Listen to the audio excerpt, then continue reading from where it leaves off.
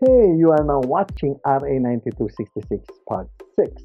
And this is my first video on Article 2, Professional Regulatory Board of Architecture of the Architecture Act of 2004.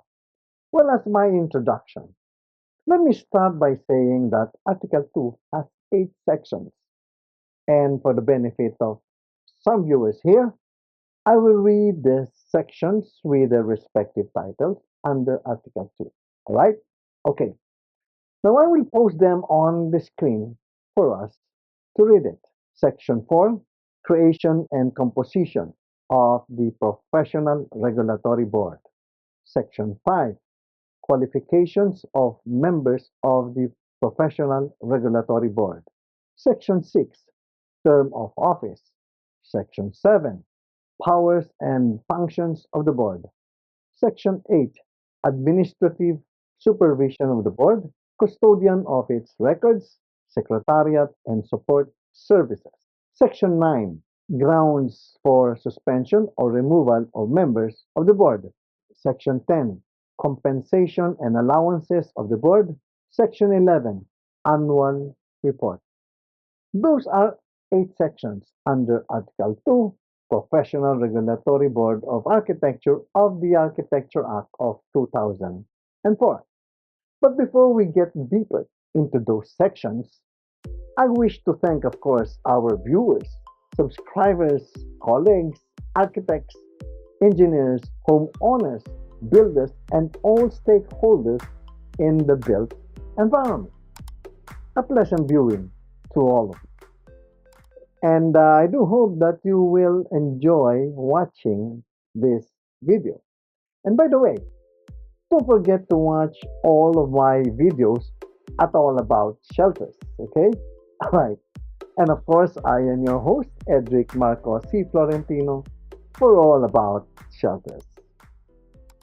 Well, at this juncture, we are now entering into the realm of the second article from the 5 articles in the Architecture Act of 2004. And the title of Article 2 is Professional Regulatory Board of Architecture of the Architecture Act of 2004. And since we have 8 sections under this article, and by the looks of it, I don't think I can compress my presentation on the entire Article 2 into this just one short video. So in this short video, I will be giving a short introduction on Article 2. Then I will talk about the first 4 sections in Article 2, namely Section 4, Creation and Composition of the Professional Regulatory Board. Section 5, Qualification of Members of the Professional Regulatory Board. Section 6, Term of Office. Section 7, Powers and Functions of the Board. And I feel that the other section under Article 2, Professional Regulatory Board of Architecture of the Architecture Act of 2004 will be in my succeeding videos. And I do hope that you will continue to follow us in this series on RA 9266. All right? So let me pause on screen and read Section 4. Section 4, Creation and Composition of the Professional Regulatory Board.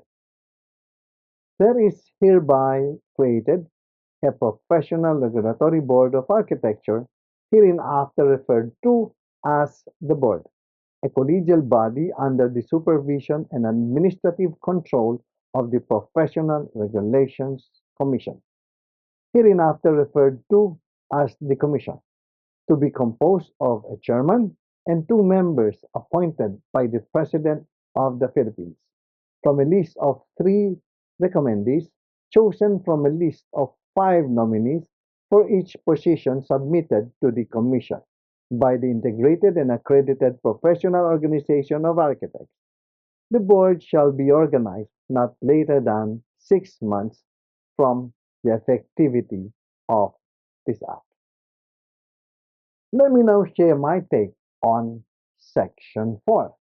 Now, Section 4, in summary, talks about the creation and the composition of the Professional Regulatory Board of Architecture. Just to mention, my dear friends and viewers, that the Professional Regulatory Board of Architecture um, was created immediately after passing this act. Okay, so moving on. As I have presented in my previous videos, the Professional Regulatory Board of Architecture, which is also known as board, and by the way, you may find the description of board and commission under Section 3, Definition of Term, Article 1, General Provision of the Architecture Act of 2004. Okay? All right. So, when I think you know that the Professional Regulatory Board of Architecture is under the supervision and administrative control of the Professional Regulation Commission. All right, but here in section 4, it describes further the process of selecting the members of the board and the composition of the board of architecture. Okay, so let me now start first on the process of selecting the chairman and the members of the board. Now, the UAP, as the integrated and accredited professional organization of architects, that is the IAPOA, has a search committee who shall conduct, a thorough search and screening process in coming up with at least 5 qualified nominees for each position. And I tell you, my dear friends, this is a difficult and delicate task of searching and conducting interviews to those qualified nominees for any vacant positions in the Professional Regulatory Board of Architecture. Because the search process for a qualified nominees must consider all architects in the Philippines, architects from the north part of Luzon down to the southern part of Mindanao. I know this because I was once a member of that search committee for a number of times. Now, moving on. After coming up with the list of qualified nominees on the vacant positions in the board, the search committee now shall submit those names in the National Board of Directors of the United Architects of the Philippines as IAPOA for approval. Well, if there are no objections on the list of nominees submitted by the search committee, the National Board of Directors of the UAP, IAPOA, approves the list of qualified nominees, then forwards those names to the Professional Regulation Commission. Now, since I am not privy in the process inside the commission, I could not give details on their discussions and how they were able to deliberate it. But I am sure that the Commission has done their part in recommending 3 qualified names and forward those names to the Department of Labor and Employment because the Commission is an attached agency of the Department of Labor and Employment. And from the 3 recommended names, it will be forwarded now to the office of the President for the official appointment of the President of the Republic of the Philippines. And I think that is clear. Now let's move on to the composition of the Professional Regulatory Board of Architecture. Well, it was mentioned in this act that the composition, of the board shall have a chairman and 2 members in the board of architecture. I will be posting on the screen the qualification and the terms of office written in, of course, Section 5. Section 5. Qualification of members of the Professional Regulatory Board. Each member shall have at that time of his her appointment possesses the following qualifications. A. Be a citizen and resident of the Philippines. B. Be a holder of a degree in Bachelor of Science in Architecture conferred by a school, college, or university in the Philippines or abroad that is recognized and or accredited by the Commission on Higher Education, SHED. C. Be an architect with a valid certificate of registration and professional identification card and active practitioner of architecture for at least 10 years on the date of his/her appointment. D. Not be a member of the faculty of any good school, college, university, or review institution where a regular course or review course in architecture is taught, nor have pecuniary interest in such institution. No former member of the faculty of any school, institute, university, or review center where architecture is taught can become a member of the board unless she has officially resigned from such an institution and has completely stopped teaching, advising, or reviewing activities for at least 5 years prior to the nomination. And E has never been convicted of any crime involving moral turpitude. We just read Section 5, Qualification of Members of the Professional Regulatory Board. Here are my humble takes on the 5 requirements for becoming a chairman or becoming a member of the Professional Regulatory Board of Architecture. As mentioned in Section 5. Now, the nominee for chairman or member of the board must be a Filipino citizen and he or she must reside in the Philippines. Well, my dear friends, this is very clear. But let me just share an experience I had in one occasion when someone asked me during one of my presentation, how about a holder of dual citizenship? Will this be considered? Well, I responded to the one who asked me, there is no actual test case on that matter, and I cannot respond on legal issues. But what I can say is that in this act, it just said that he or she must be a Filipino citizen. Then I believe that being a Filipino citizen, that person is qualified. Wait, I have a disclaimer. I'm not an attorney, emphasizing on the not an attorney, but I am an architect. Well, at least both starts with letter A. Close enough, okay.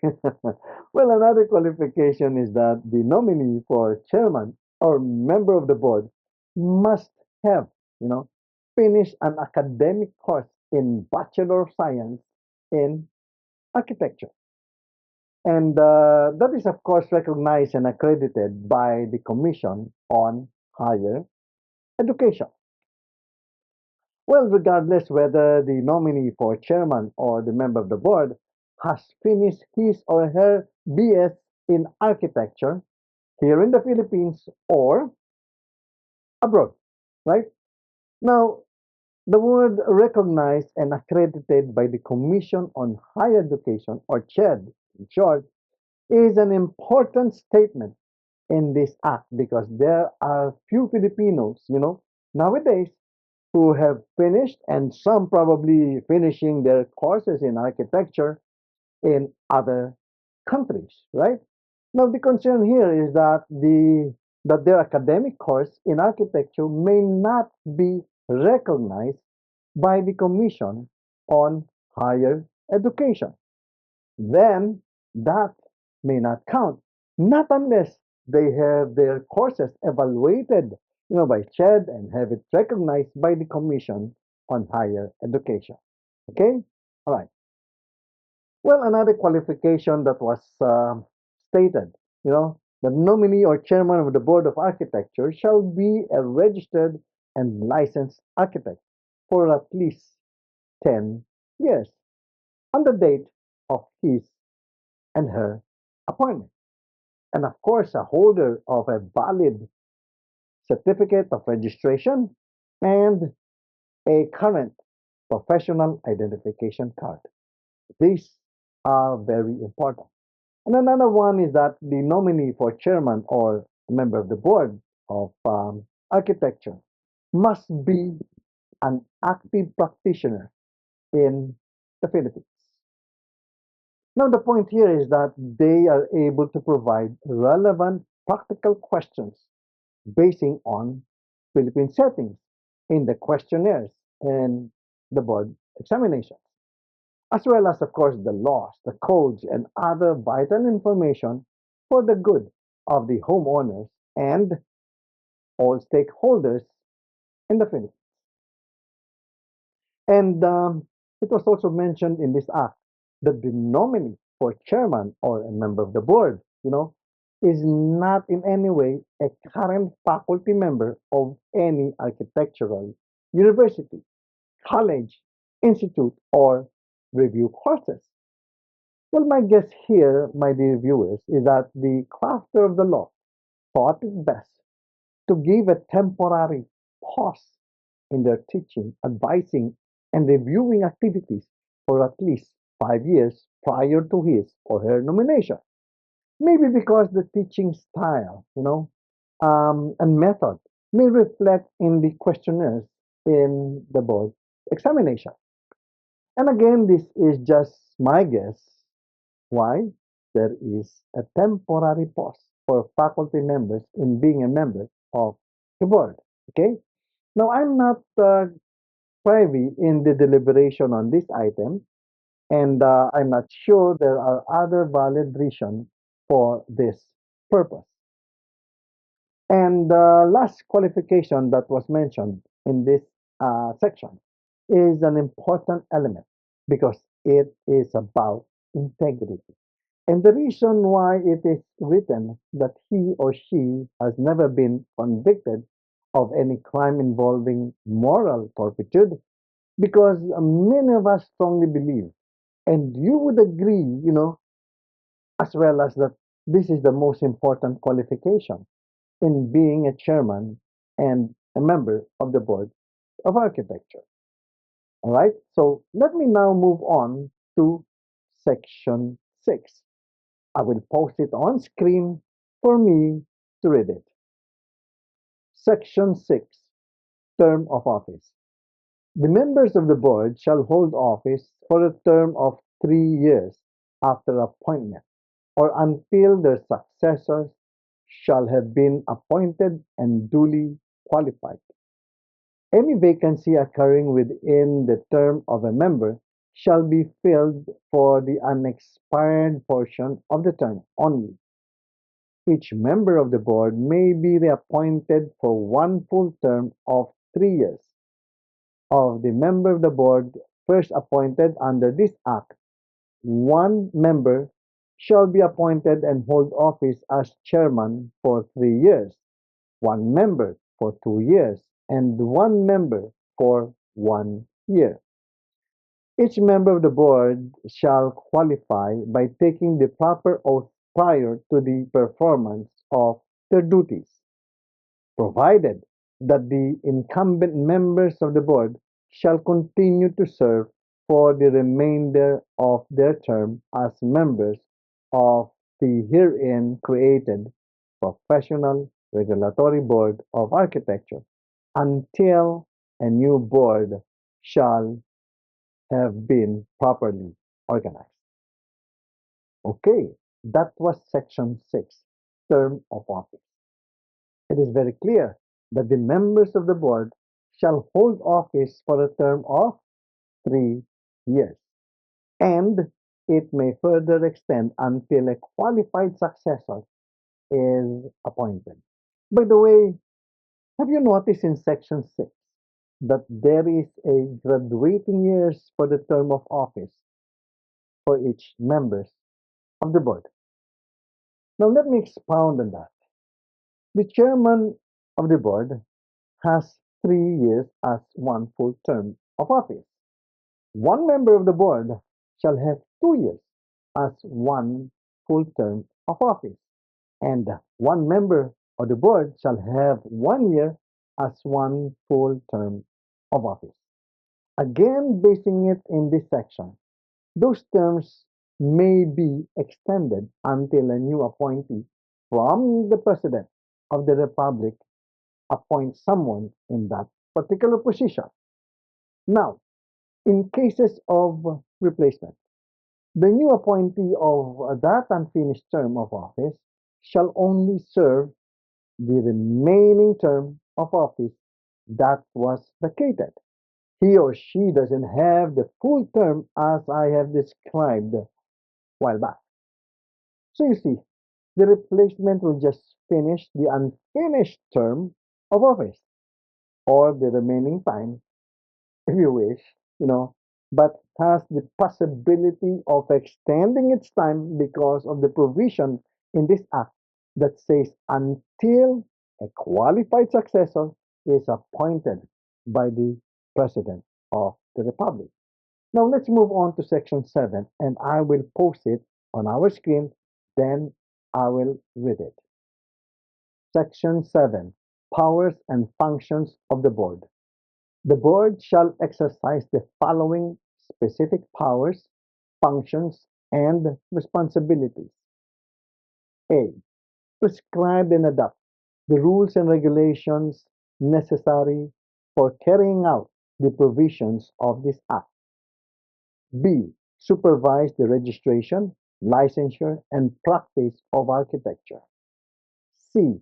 Administer oaths in connection with the administration of this Act. D.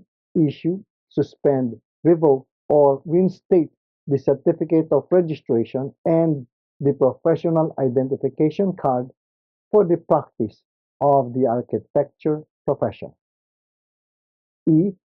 Adopt an official seal of the board. F. Monitor the conditions affecting the practice of architecture and adopt such measures as may be deemed proper for the enhancement and maintenance of high professional, ethical, and technical standards of the profession. G. Prescribe and or adopt the Code of Ethical Conduct and Standards of Professional Practice. H. Hear and decide administrative cases involving violation of this Act, its implementing rules and regulations, the Code of Ethical Conduct, and the Standards of Professional Practice, and for this purpose, to issue subpoena ad testificandum and subpoena dudes tecum to secure the appearance of witnesses and the production of documents in connection therewith, provided that the decision of the board shall, unless appealed to the Commission, become final and executory after 15 days from receipt of notice of judgment or decision. The decision of the Commission may be appealed to the Court of Appeals in accordance with the procedure under the rules of court. I. Prescribe guidelines for the continuing professional development CPD program in consultation with the integrated and accredited professional organization of architects, provided that the attendance of said CBD shall not be a mandatory requirement for the renewal of a professional license. J. Prepare, adopt, issue, or amend the syllabi of the subjects for examinations by determining and preparing questions which shall be within the scope of the syllabi of the subject for examination, as well as administer, correct, and release the result of the licensure examination. K. Approve, issue, limit, or cancel temporary or special permit to practice architecture. In coordination with the CHED, ensure that all higher educational instructions and offerings of architecture comply with the policies, standards, and requirements of the course prescribed by the CHED in the areas of curriculum, faculty, library, and facilities. M. To adopt a program for the full computerization of the licensure examination. And N. Discharge such other duties and functions as may be deemed necessary for the enhancement of the architecture profession and the upgrading, development, and growth of the architectural education. The policies, resolutions, rules, and regulations issued or promulgated by the board shall be subject to review and approval of the commission. However, the board's decisions, resolutions, or orders rendered in administrative cases shall be subject to review only if on appeal. Wow, that was a long list we just read on section 7. Well, basically, it describes the details, the powers and functions of the board. Now, since these statements are self-explanatory, I will just try to summarize it, all right? Okay, first to note is that we have 14 sections indicating the various powers and functions of the board. Now, to summarize it, I will divide it into three sections, right? So, one is pre-board examination stage. Two, the examination stage. And three, the post-examination stage, right? Okay, so let's go to number one, pre-board examination. It was stated that the board shall adopt an official seal of the board. This is one that you might be seeing, during the official function of the board. And another task given to the board is to coordinate with CHED regarding the courses in architecture and to prepare, adopt, issue, or amend the syllabi of this subject for examinations. And in addition to that, the board shall come up on how to develop, grow, upgrade the architecture education for the enhancement of the profession. Now, going now to examination stage, well, the board shall adopt a program for the full computerization, right, of the licensure examination. Yeah, the younger generation of architects are now experiencing this computerization thing, right? And I think the younger generations of architects knows, what I'm talking about, right? Well, during my days, or should I say my generation, that was, not too long ago, we do drawings by freehand and by the aid of drawing instruments that are available to us during the board examination, you know, design problems and other, subjects.